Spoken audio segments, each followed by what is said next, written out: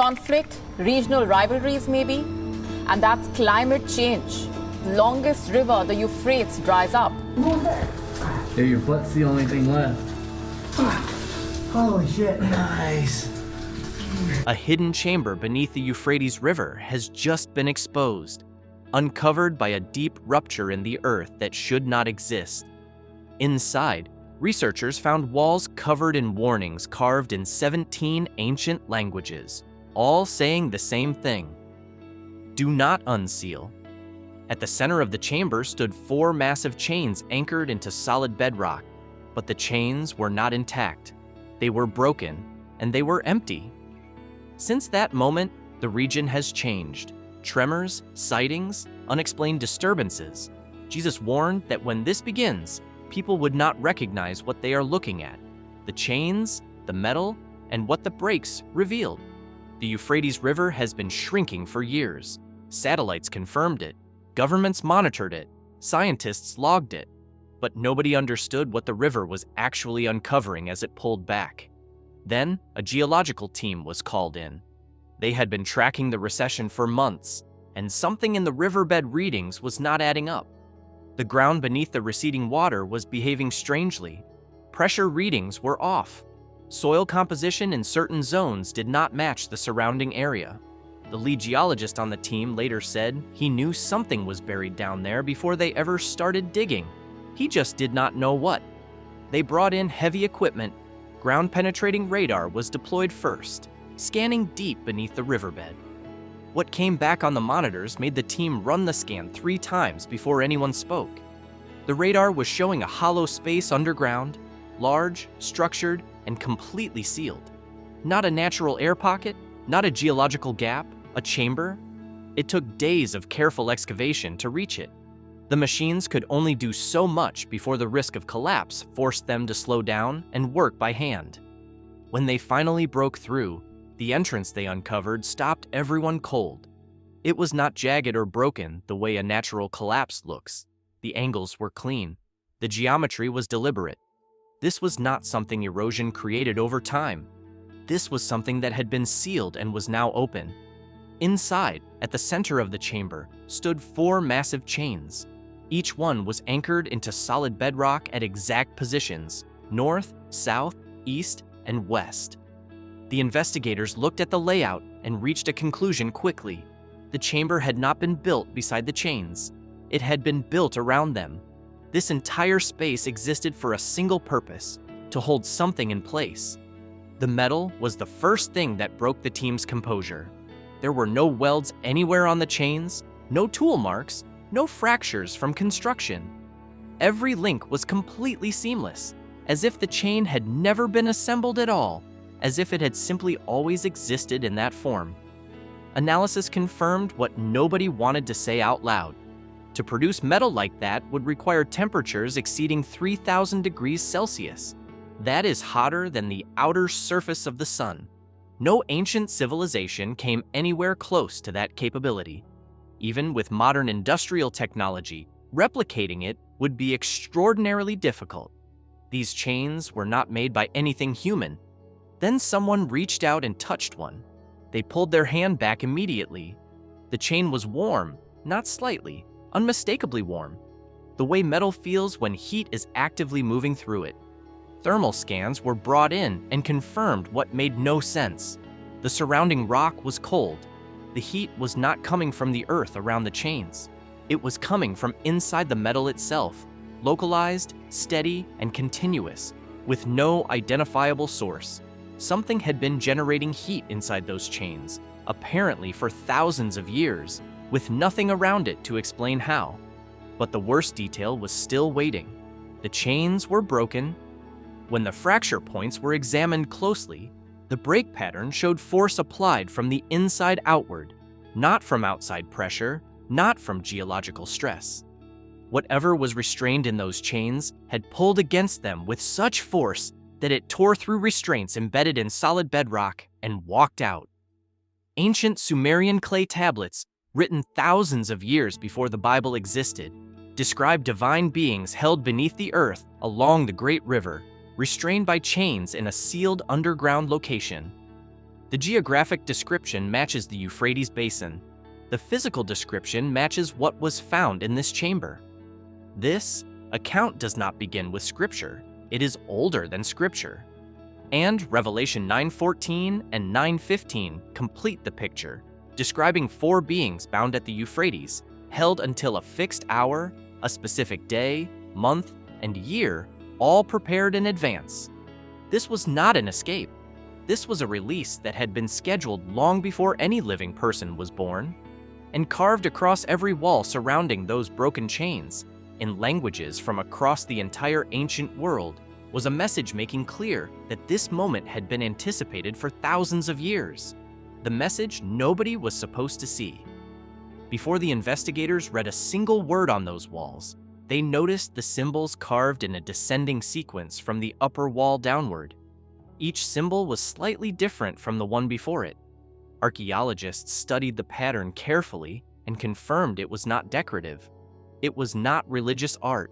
It functioned as a countdown, a sequence measuring toward a specific point, getting closer with each carving until it reached the bottom of the wall. There was no starting point visible anywhere. Only the final stages of the count had been left behind. Whoever carved this did not want anyone to know when the clock started. They only left what was necessary, the approach to the end. Then the investigators turned to the rest of the walls, and the room went silent.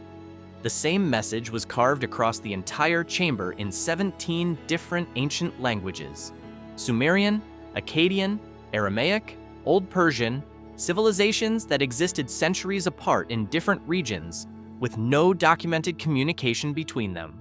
And every single one of them had written the exact same words: "Do not unseal, held until the appointed time." But it was not just the languages that were different. The handwriting was different. The carving styles were different. The depth of the cuts, the spacing of the letters, the way each script was shaped. All of it pointed to different hands, different tools, different people from completely different periods of history. This was not one group of people writing in multiple languages. This was multiple groups separated by centuries, each coming to this same wall and adding their version of the same warning. As if each civilization somehow knew the others had already been here. As if each one felt the weight of what was sealed in that chamber and could not leave without adding their voice to the warning. Let that sit for a moment. These cultures did not trade with each other. They did not share writing systems. Some of them did not even exist at the same time. For the same message to appear in all of their languages inside one chamber, something had to coordinate that. Something reached across centuries and across entire civilizations to make sure this warning existed in every language that mattered. And whatever that something was, it never signed its name. In the entire ancient world, every important inscription named its author. Kings carved their titles. Priests carved their gods. Nobody wrote anything significant anonymously. But this warning carries no name, no seal, no claim of authorship. The absence of a signature on a message this coordinated is not an oversight. It is its own kind of terror.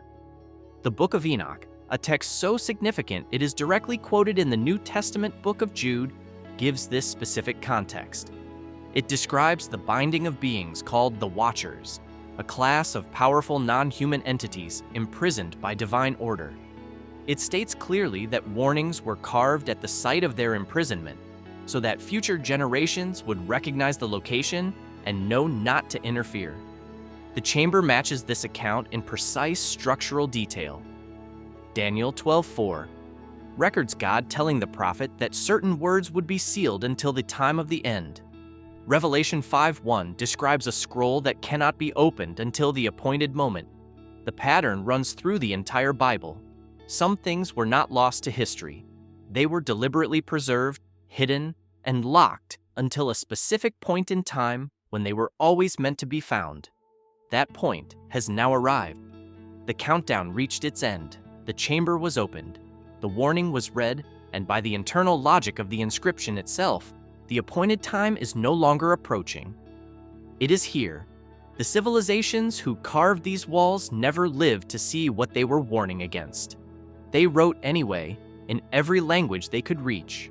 4. People they would never meet. That level of urgency across that many cultures should have been enough to make anyone stop.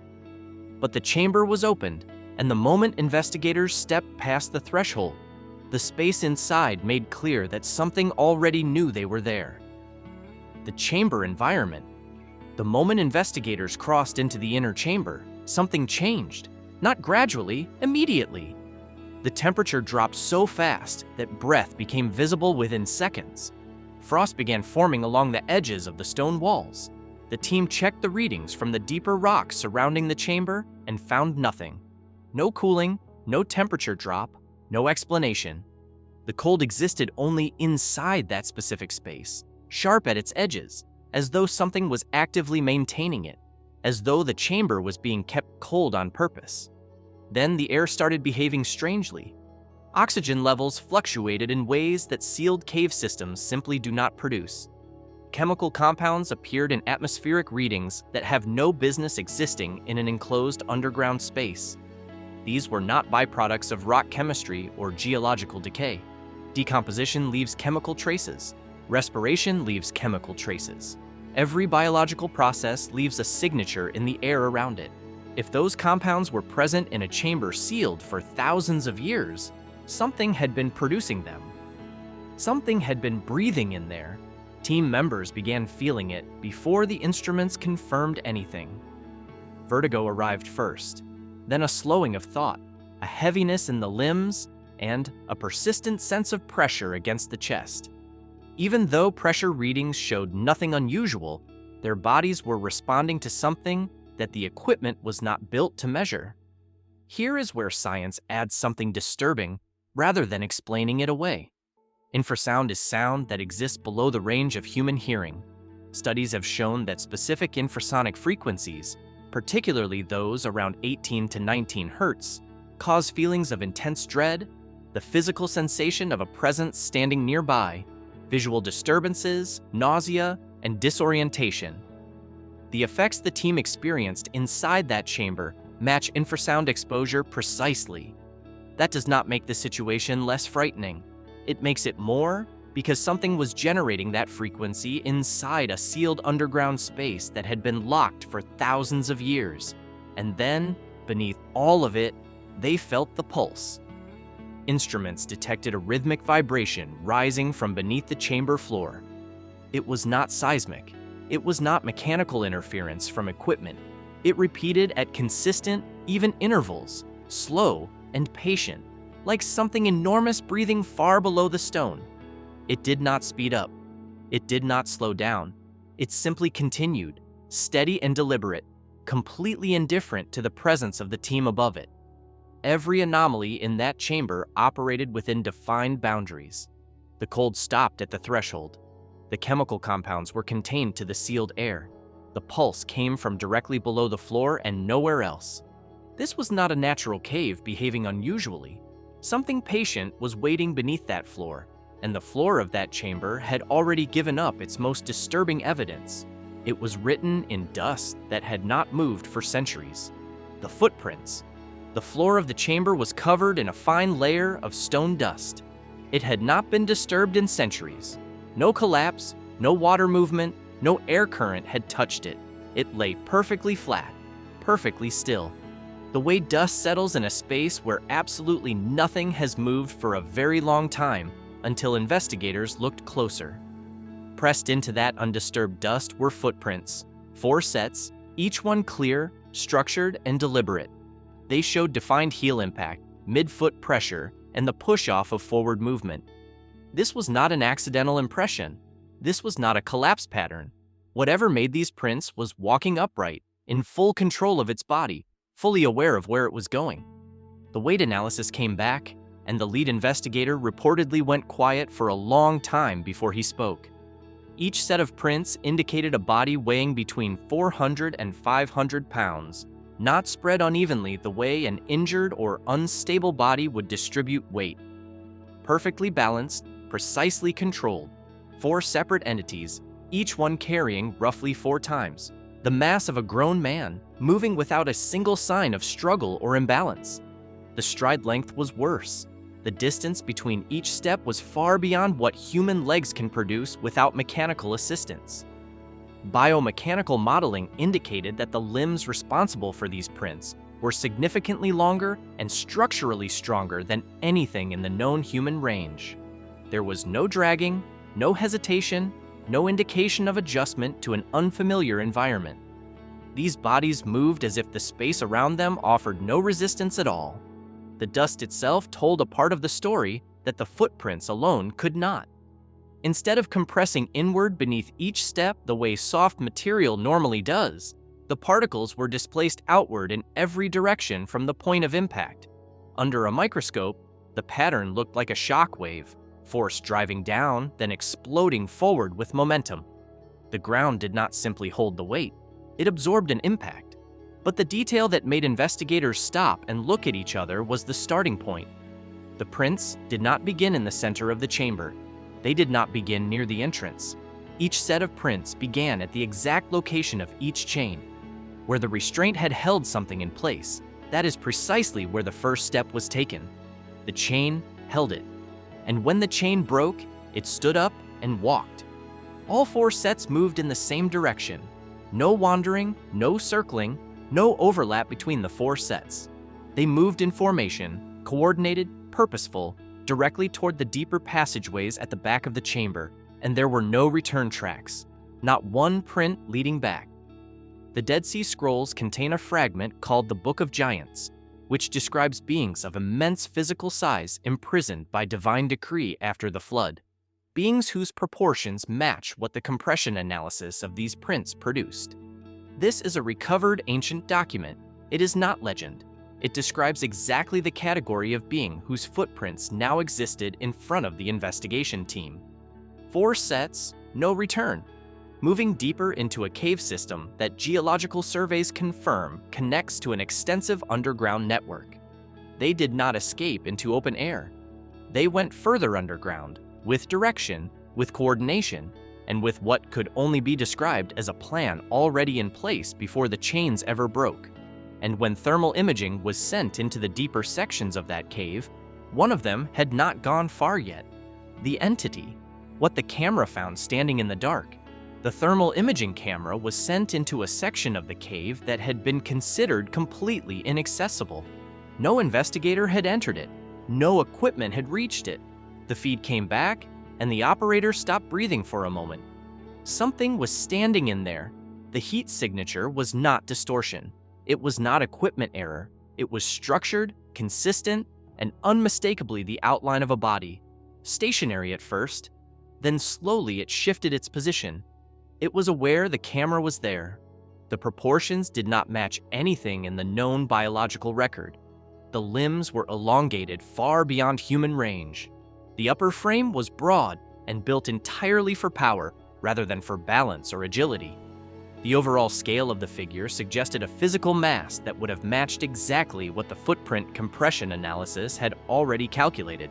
This was one of the 4. Then came the detail that made several team members step back from their monitors.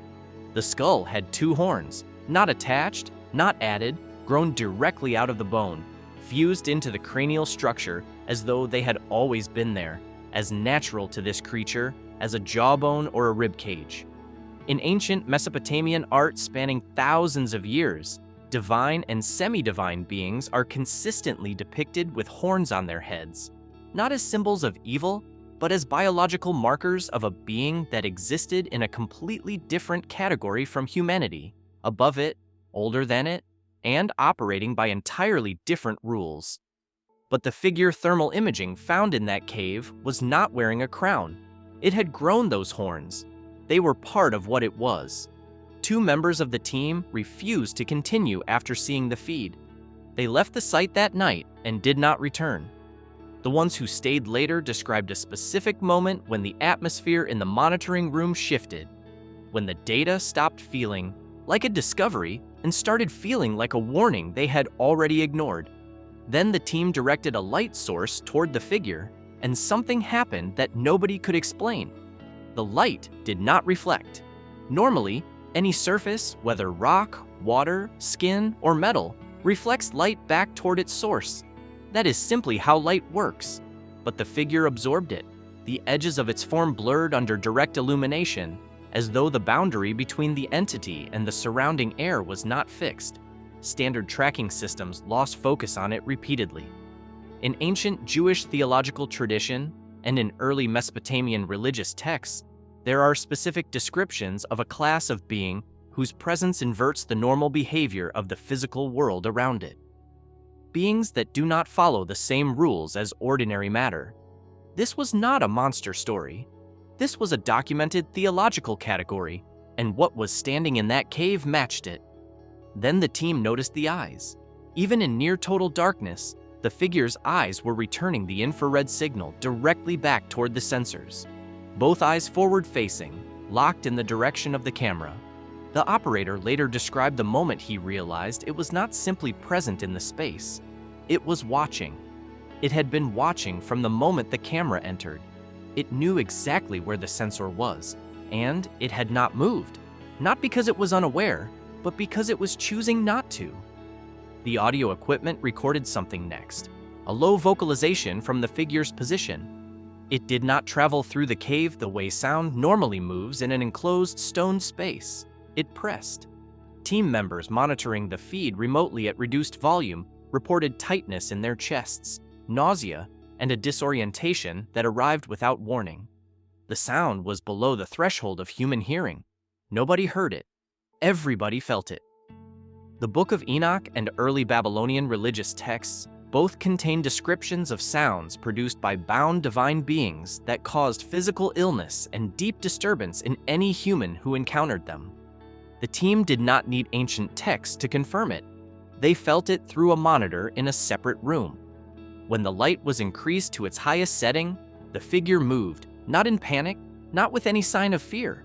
It turned and walked, slowly and with complete control, deeper into the cave, into sections that geological surveys had mapped as structurally inaccessible. It did not retreat. It simply continued as though the camera, the light, and the team behind them were a minor inconvenience on the way to somewhere it was already going. It was moving in the same direction as the footprints. And what happened above the ground in the hours and days that followed made it devastatingly clear that whatever left that chamber had not stayed underground. The surface response. Within hours of the chamber being opened, the ground above it began to break. A powerful earthquake struck near the Iraq-Turkey border with no tectonic explanation. There is no active fault line in that area capable of producing what was recorded. By every standard in geological science, this event should not have happened, but it did. And when the scans came back, what they showed disturbed the analysts more than the quake itself. The rupture extended nearly 60 meters underground. Earthquakes fracture rock in irregular branching patterns, dispersing energy in multiple directions. This rupture did not do that. It cut in a straight, clean, consistent line, as though something had drawn it deliberately from below. Geological analysts used a phrase that almost never appears in scientific literature. They called it structurally intentional. Let that land. In the days that followed, roads collapsed without warning. Buildings tilted, not from shaking, but from the ground beneath them simply dropping away. Wide depressions opened in the soil in a synchronized pattern along the rupture's path. And when thermal imaging was pointed at the fault line, geometric heat signatures appeared beneath the surface, pulsing at controlled intervals, the exact same pattern of contained energy that had been documented inside the chamber itself. Above ground, storm systems formed across Turkey, Syria, and Iraq with no meteorological warning. Rivers rose faster than rainfall totals could explain, pressing outward into cities as if driven by pressure from below. Electronic systems near the anomaly zones failed without identifiable cause. Communication dropped, navigation malfunctioned, power fluctuated in areas where infrastructure was physically undamaged. The specific failure profile matches what military and intelligence agencies have documented in classified assessments of unexplained aerial phenomena. What was disrupting electronics on the ground and what people were seeing in the sky were not two separate events. Multiple witnesses in different towns with no contact with each other reported the same internal experience at the same time. A sudden heaviness, a collapse of clear thinking, a dread with no visible source. Something was affecting human perception directly, not through anything the senses could identify. The animals registered it before any instrument did. Dogs refused to leave shelter. Night insects vanished from entire regions. Livestock stopped moving. Multiple species can detect infrasound and electromagnetic shifts far below the range of human perception. When animals across a wide region shut down at the same time, they are responding to something real. They wanted no part of whatever was moving through that area. Then came the sky. Glowing figures were reported moving at consistent speed through violent storm conditions, completely unaffected by winds that were destroying structures on the ground. Their sightings clustered at the peaks of storm intensity. The disturbance in the air and the presence above it were arriving together. Every ring of disturbance traces back to the same point: the chamber, the broken chains, the open passageways.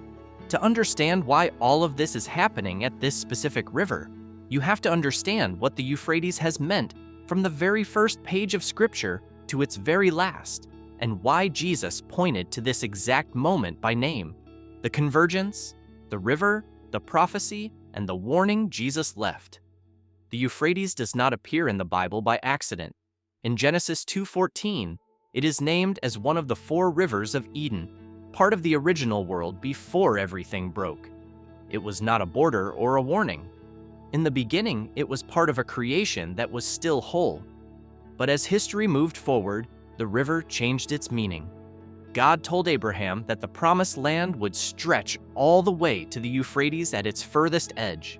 It marked the outer boundary of blessing. Then, when Israel fell into disobedience, they were carried into exile across that same river. The boundary of blessing became the road into judgment.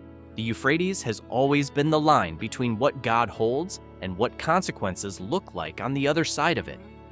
By the time Revelation was written, the river had one final role. Revelation 16:12 says it will dry up to prepare the way for what comes next, not as a metaphor, as a physical event. Satellites have been confirming for years that the river is measurably receding. That is the fulfillment of a specific sign recorded in the last book of Scripture, happening right now. Revelation 9:15 does not describe 4 generic supernatural beings. Within biblical scholarship and ancient Jewish texts, these 4 are a specific class of entity associated with judgment on a civilizational scale, bound at the Euphrates because that river was the boundary of the known world in ancient cosmology. Their binding was the sealing of that boundary. Their release is its removal. What is happening at the Euphrates is not a local event. It is the oldest boundary in recorded human history being taken down. Jesus was asked directly what the signs of his return would look like. His answer is in Luke 21. Nations in distress, the sea roaring, people collapsing from fear at what is coming upon the world. And then he said this: the powers of the heavens will be shaken. Throughout Scripture, the word powers refers to a specific class of supernatural beings, the exact class whose binding at the Euphrates Revelation 9 documents. Their release is the shaking Jesus described. He named it, he warned about it. Matthew 24:33 records him saying that when you see all these things together, you will know it is near. Not one sign, all of them, a rupture with impossible geometry, chains nothing human could have made, warnings in 17 languages from civilizations that never communicated, an entity on thermal imaging that absorbed light and watched back, synchronized dread across entire populations. A river Scripture said would dry up, drying up. These are not separate curiosities. They are the all these things Jesus named arriving together. The pattern before a threshold is crossed in Scripture is never sudden chaos. It is quiet convergence. Before the flood, life was normal until the door of the ark was shut. Before the Exodus, Egypt functioned until the final night. The convergence is always visible and almost always dismissed by the people living through it. The parable of the 10 virgins does not divide people based on who knew and who did not. All 10 knew. The division was between who was ready and who was not. What has been uncovered beneath the Euphrates in the ground, in the sky, and inside the experience of people across the region is not new information for anyone who has read these words carefully. It is the arrival of what was always written. The only question Jesus left open was the one he asked himself. When the Son of Man comes, will he find faith on the earth? That question is not rhetorical. It is directed at every person watching this right now.